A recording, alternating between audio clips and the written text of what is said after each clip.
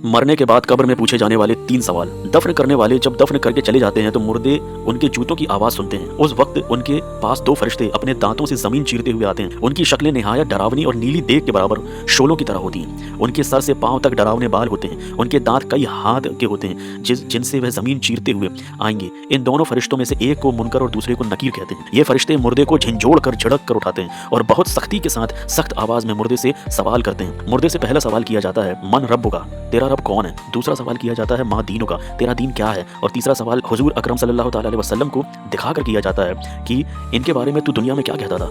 मुर्दा अगर मुसलमान होगा, ईमान की हालत में उसकी मौत हुई होगी, तो वो पहले सवाल का जवाब देगा रब्बी अल्लाह, मेरा रब अल्लाह है। दूसरे सवाल का जवाब देगा दीन इस्लाम, मेरा दीन इस्लाम है। और तीसरे सवाल का जवाब देगा कि वह तो रसूलुल्लाह सल्लल्लाहु अलैहि वसल्लम है, अल्लाह के रसूल है। ये तीनों सवालों के सही जवाब मुर्दा तभी दे सकता है जब उसकी ईमान की हालत में मौत हुई हो। और अगर जब उसकी मौत हुई वो ईमान की हालत में नहीं था या उसके सीने से ईमान निकाल लिया गया या कोई काफिर था, तो वो इन तीनों सवालों के जवाब नहीं दे पाएगा। इसे शेयर करें।